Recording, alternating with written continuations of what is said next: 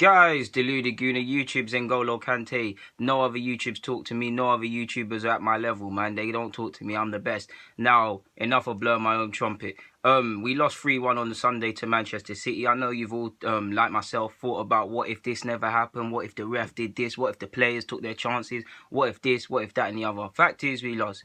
Now, I've had some time to reflect. I've watched the game again. It's shocking on all 3 goals. I will say that in the build-up to all 3, and I'll allude to that later. But I thought, let me try and provide some additional talking points or things that are going through my brain. And now that the emotions calmed down, I actually wrote it down. I actually wrote down my feelings in regards to Arsenal. I mean, that's something I never do. But yeah, here it goes. Let me grab the paper. Oh. As usual, someone's dropped on the floor. But let's go, man. What did I write down firstly? I'm going to talk about Alexis and Ozil, man. I told you guys, sell them in July. People were commenting me, clowning me, getting at me, saying some personal remarks about me in relation to my opinion away from Alexis and Ozil. When I was saying in July or whatever, or in the run-up to the season, you know what these players want to do. You need to move them on if they don't want to be here. What did these geniuses tell me? Oh, it's not our money. It's not your money. Why do you care? Blah, blah, blah. I care because I love my club. I told you guys, and you lot know I'm not lying because you can see the CV and the background of my videos and what I've been saying in all of them. You guys that rock with me know what I'm talking about. I said, how can you have a better season, a new start with the same old baggage? With every result, oh, Alexis is going to go. Oh, Alexis don't care. Ozil this, Ozil that. Several players this, several players that. Even if you want to be technical, Wenger's contract, if he's here next season, that stuff is going to happen again. You can't start afresh with a new thing, with old stuff, sorry. And the motivation, Alexis, I no doubt he wants to win games because he sees it as plausible, whether it's to January or the summer. It's in his best interest is to play as well as he can, get the best contract he can. It's probably his last big contract because he's, 28, 29? Yeah. But you can see, apart from the pressing, which I think he did very well in telling everybody to help press, he didn't look like he wanted to be there. I use my words loosely and I could probably phrase that a bit better, but he just looked disillusioned. His heart weren't fully there. He looked like he was thinking about stuff too much. His heart's not in it. Alexis is a lovely player, the best player we've signed in a while. Someone that got me, I've told you guys, got me spending more money than I should have, going to the Emirates, etc. And he made me believe in this thing. But if you don't want to be here, we go again. We probably will never sign in a while. A player got half his ability. But you need man that want to be here. And that goes for Ozil as well. And that goes for anyone who doesn't want to be here. Down to Mustafi, he was acting at one point. If you don't want to be here, you need to go. Your team is only as strong as its weakest soldiers. In an army, would you go to war? Would you go to war with soldiers that are scared? With soldiers, I mean, they're all scared. Don't get me wrong. There's nothing wrong with fear. But soldiers that their heart's not in it. No, because them soldiers there could end up losing your life. If they're scared, if them soldiers are there scared and they're not holding their sniper properly, or they're scared to shoot, or they're moving timid, that can cost someone's life. That is how extreme football should be. That is how it is. These man don't want to be here. Let's just sell them in January because I'm tired of seeing man's heart not in it. Like, it really annoys me not seeing the heart that's in it. What have I got next? Ramsey spoke bullish in regards to the game, saying we can get something against City. Bellerin said it. Many players spoke. Wenger, many players spoke. But what annoyed me is Theo Walcott. He actually didn't even play. I actually thought he should have come off the bench. He said in the build-up, on top of being bullish about our chances, we have been quietly going about our business in the Prem. What business you been going about? What business have we been going about? Carl, we got a couple wins against Everton, Swansea, and whoever. What business? We're bloody 5th, mate. Like, we could go lower than this. We are 5th, mate. We are 5th.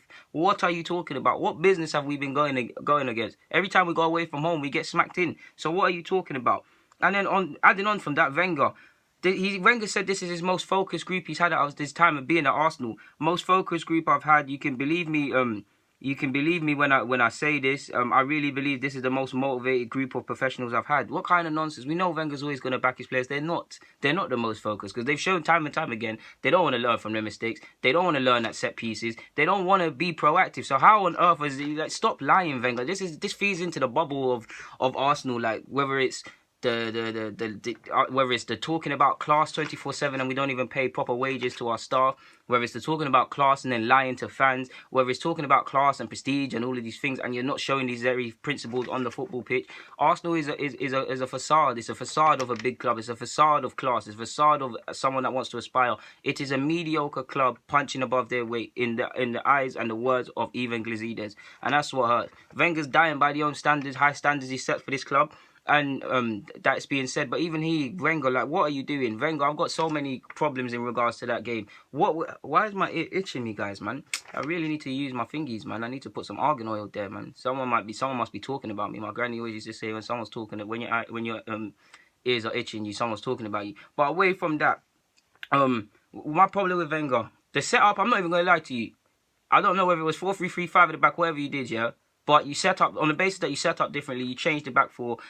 I'll allow you for that because we get on to you about that. The players need to go out there and win. It doesn't matter what formation, what position, whatever. You know who you're playing. You need to go and get the job done. But what I'm on to you about is what rubbed me up the wrong way.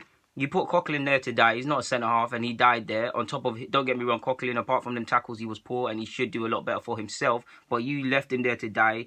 You put him in a position where he's probably our midfielder or our player that's least comfortable on the ball. You put him in a position where he's receiving it the most, which was silly. You said Holding had a thigh injury. That's fair enough. I don't believe that. You said Debussy long-term injury, but you played Debussy on Thursday like Coquelin, so where's the consistency? You said he's coming back from long-term, he might have problems, but you played Debussy how many times in Europa League? He's trained how many times? You've considered him fit enough to travel with the side. Coquelin played on Thursday, so why can't Debussy? It makes no sense. In regards to the back three or whatever you tried to do. In regards to El Nene as well, you played El Nene in pre-season at central defence. You said that could be a position for him. With these things I've just mentioned, would you not play El Nene centre-half rather than test out Coquelin there? Would you not? It doesn't make sense. It really doesn't make sense. This is the sort of stuff that shoots you in the foot and you have to hold blame. You're not entirely to blame. It's the players that are 50%. You're 50% because ultimately you guys are the playing. And obviously Stan and all these guys need to F off out the club. But it's nonsense. You're there, in regards to City, you're there complaining about referees and things like that. Yes, the referee had shocking decisions throughout the whole game. But there was a time, Arsenal, we would grind out a result or get something and then bitch about the referee. Why is it all... We know the refs always shag us. But why does this always happen? Stop focusing on the ref and focus on what we did. Because all 3 goals were very easily avoidable. For the first, not following our runners. Again, for the penalty in the run-up, not following our runners. For the third, he's offside, but again, not following our runners. Because you can even see we went 2-1. When we're 2-1 in the game, we're switching off. Set pieces. It's Czech having to make a number of saves from corners because we're not picking up our men. We're still getting hit on counter-attacks, 3 versus 4, 4 versus 5. Literally from the first minute, you knew what City was on. You can't complain about refs' decisions because, yes, we don't seem to get the rub of the green. But when it happened against City or Chelsea, whoever it is in the FA Cup where Alexis done the handball, we ran with that. We're going to get them. They're going to go against us. Focus on how we played, people, man. Like, the ref was shocking, but we can't focus on the ref or Sterling diving because we should have done what we needed to do. The reality is we could have won that game. We played better than I thought. They all played better than we thought. We could have won. Another thing is the quality of finishing chances. City, yes, they got lucky. They finished off their chances. Alexis, Iwobi, Ozil, all of these players, several other players, if you go and watch the game back, had Ramsey. They didn't finish their chances. Ramsey, they're smiling in the 45th minute, going into half-time because he missed his there. What kind of nonsense are you coming with?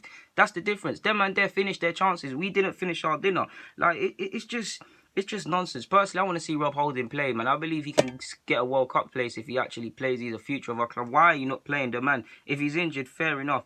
Monreal, he's been in good form, but the Everton game and the games like this show you why you cannot have a 32-year-old left-back in central defence and expect to win the title. Like I said, he's been playing well all season up until probably the Everton game and this game that's just gone. And credit where it's due, he's been one of our best players. But this is not serious stuff. You don't play him or Mertesacker. Again, Mertesacker didn't play against City, but you get the point. These are the players that don't play if you want to aspire. Why are you forcing Monreal in there? Holding's a damn central midfielder, central defender. Play him there. He's got a future there for us because you made a scene about it. Play him there. Like, reality is, like I said, we know the ref shagged us, but the positioning, the marking, following runners, all of these things could have been better. We're just not street smart enough as a club. Like I said, we're switching off at set pieces. Why can't we play to the whistle? Fundamental fact, play to the whistle. You learned that as a 9-year-old. Play to the whistle. We can't do that. We're there. Oh. How many times do you blow in training? What kind of nonsense? Away form, you cannot keep blaming refs. How many examples do we lose away from home and you blame a ref? We have taken 4 points from a possible 18 in this season alone, 17 from a possible 51 in 2017 across all comps or whatever.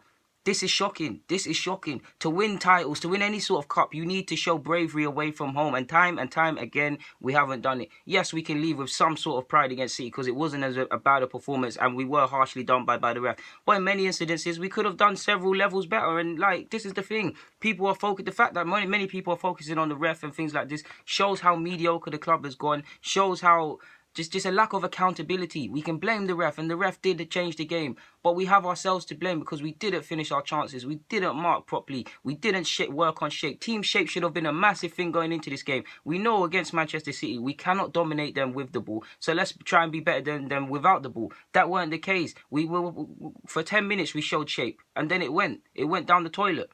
I ain't got nothing else to say other than that, guys, man. This City were inspired ultimately, and we weren't. Like, you saw, if it's not Kevin De Bruyne or it's the other players that are up for it, that's the difference.